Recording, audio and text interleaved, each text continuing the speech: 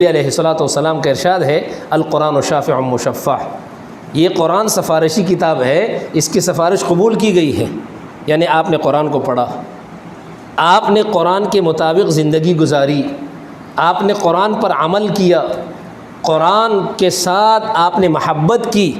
اور قرآن کو اپنے سینے سے لگایا، تو یہ قرآن قیامت کے دن تمہاری سفارش کرے گا۔ وماحل مصدق، اور یہ قرآن جھگڑنے والا ہے اور اس کا جھگڑا بھی قبول کیا گیا ہے۔ معنی کیا ہے کہ اگر آپ نے دنیا میں قرآن نہیں پڑھا،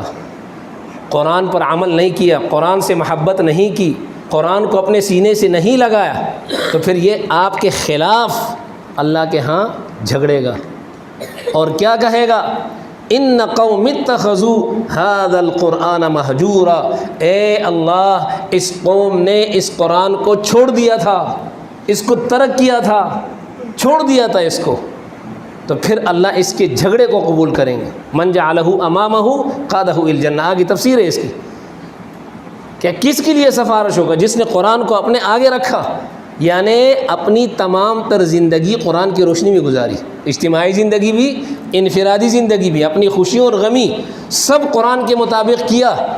قادہ الی الجنہ، یہ قرآن اس کو کھینچ کر جنت کی طرف لے جائے گا۔ ومن جعلہ خلف ظہرہ، جس نے قرآن اور قرآن کے احکامات کو پس پش ڈالا، ساقطہ الی النار، اس کو جہنم میں بھیج دے گا، اس کو